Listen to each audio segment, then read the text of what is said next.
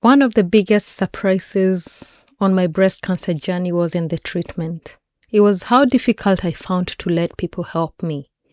If you've ever felt uncomfortable receiving support or wondered what to say when someone asks, "How can I help?"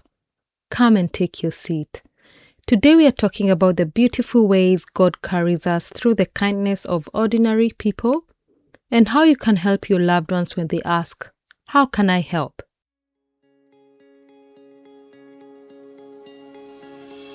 Are you scared of leaving your children behind after a breast cancer diagnosis? Are you carrying fear, exhaustion, and that mom guilt while still pushing through every day? If you're tired of holding all of that and want simple ways to support your children and feel held in your journey and move through each day with a little more strength, you're in the right place. Hey, I'm Priska. I'm a mom of two, a woman of faith, and a breast cancer survivor. As a mom, I tried to carry it all alone, but I was never meant to. So I created this space for us. Come sit with me. You don't have to do this alone. So go grab your cup of tea. Yes, that cold cup of tea. I know you've heated it thrice already. And let's get started.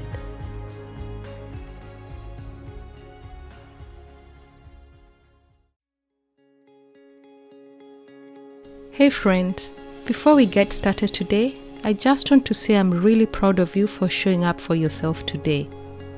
I know life can feel really heavy sometimes, so the fact that you pressed play, it means more than you know. And if you know someone who's going through a breast cancer diagnosis who might need to hear this episode, please do share it with them. Sometimes a simple message saying, "I thought of you when I had this," can make someone feel a little less alone. And if this podcast has helped you or encouraged you in any way, please leave a written review too. I truly love hearing from you. And your reviews, they help other moms find this podcast. So let's get started.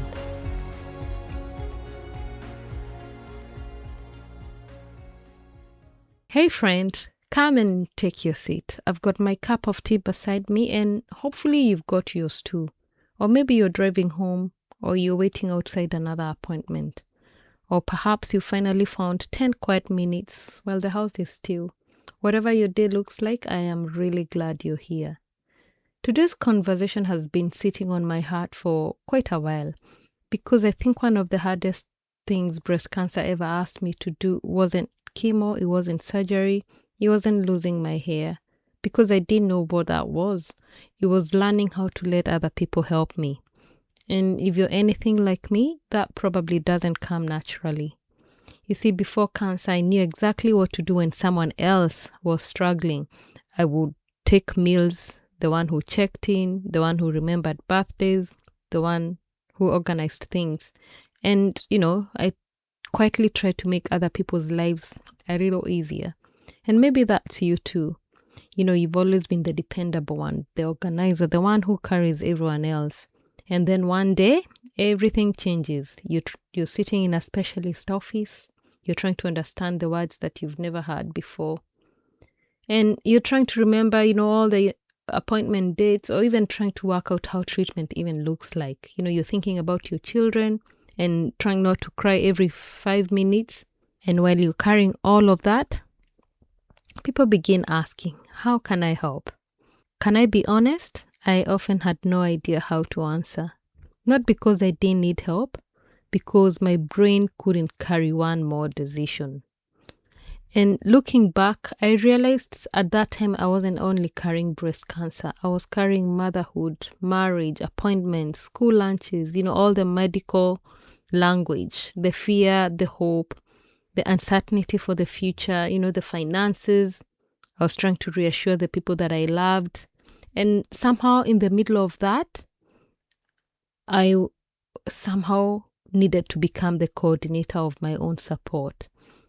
People would lovingly ask, "What do you need?" And I genuinely didn't know. Not because I wasn't grateful. It's because I was overwhelmed. And even deciding what help looked like felt exhausting. I wonder if you've felt that too. But then something beautiful happened as I was going through treatment. And at that time, I didn't really notice it. But looking back now, I can see it so clearly now.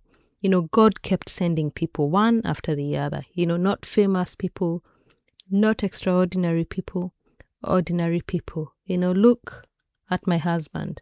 He took the role of caregiving so diligently and became my number one support. Always there with me in every appointment and trying to understand all the medical jargon even when I couldn't. He made sure the household ran smoothly and took on the role as a mom that I had as a mom, just trying to make sure that the routines were kept and things ran how I liked because he knew it was important for me. I am forever thankful. My sister-in-law who practically lived in our house, making sure that my husband was supported. And she became the coordinator of support.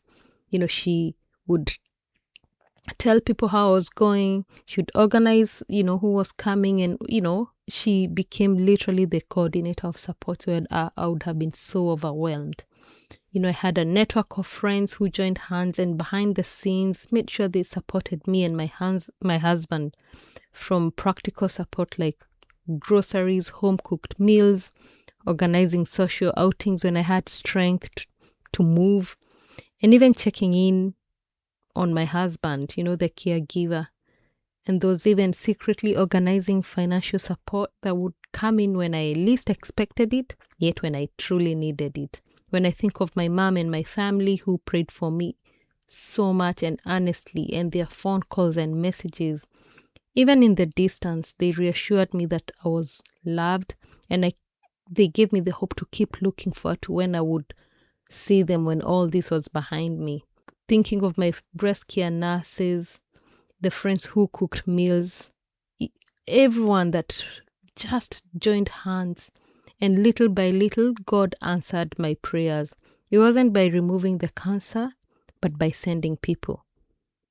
And perhaps that's one of the ways that He's always worked. He doesn't remove things, He brings in people. He works through other people. So as I was preparing for today's episode, I sat down with other moms who had walked through cancer. And I asked them 3 simple questions. What helped you? What stayed with you? And what made the difficult days a little lighter? And I loved their answers because almost none of them spoke about huge things. They remembered ordinary kindness, repeated faithfully. One mom said something that I don't think I'll ever forget. And this is what she said: I've never worried about my son because my family made sure someone was always there for him. And then she added, because it gave me peace. And when she said those words, I stopped writing my notes because I realized that's what support really gives us. Peace. Knowing your child is safe, knowing someone has organized dinner, knowing somebody is picking up medication, knowing someone else is carrying a little piece of the load. That allows a mom's heart to breathe. We sometimes think support has to be something big. It doesn't. Sometimes love looks like some lasagna or some home-cooked meals. It could be groceries left at the front of the door, or someone filling your car with petrol, or paying for school lunches for the kids, or quietly mowing the lawn without being asked. Those ordinary acts, they become extraordinary because of the season that you're walking through. It's a tough season. One mom told me that her church organized transport to treatment, and so that made her chemo treatment much easier to plan for. Another one spoke about a friend who quietly created a GoFundMe page. And to be honest, any financial help goes a long way. Anyone going through cancer knows how expensive it can be. Another talked about a pharmacist who she'd never met before cancer, but after that she would personally deliver medication to her house. And I smiled when I heard that because sometimes God sends complete strangers and they become part of your healing story. People who you who may never realize you never met them before, and you'll probably never see them again, but they never realized the difference they made. Then there was also one thing that almost every mom mentioned. They were like, please don't stop checking in on us just because I stopped replying. Because breast cancer is exhausting. Sometimes reading a message is all the energy someone has. It doesn't mean they don't appreciate you. It doesn't mean they don't love you. Sometimes they're simply surviving that day.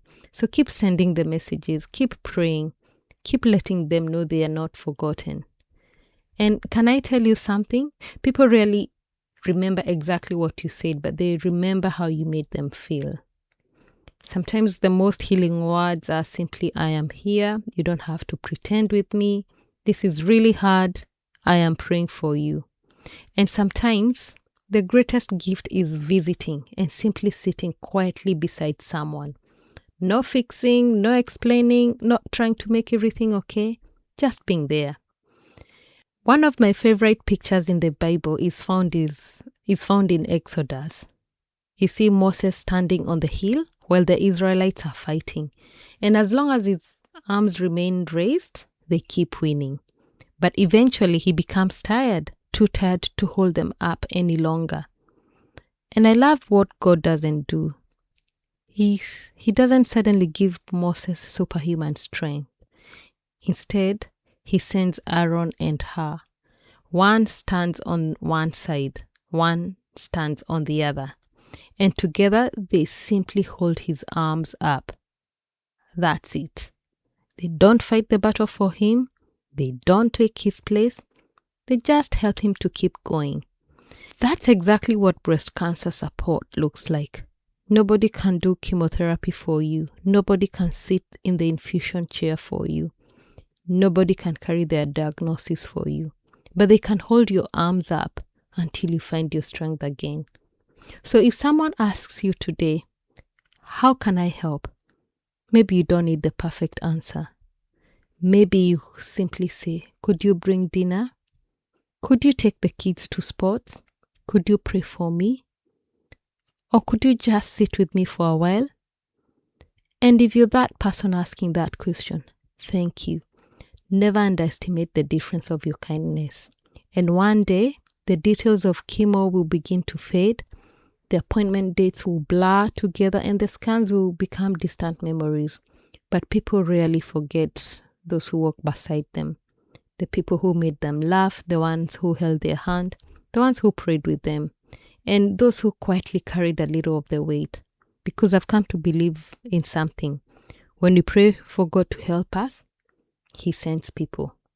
Perhaps the meal you cooked, the school pickup you offered, the message you sent, or the hour you spent sitting quietly beside someone was never just a nice thing. It was God's answer to someone's prayer. And if today you're the one struggling to receive that love, I hope you'll remember this. Receiving help isn't weakness. It's allowing the people God has placed around you to hold your arms up for a little while. Because none of us were ever meant to carry this journey alone.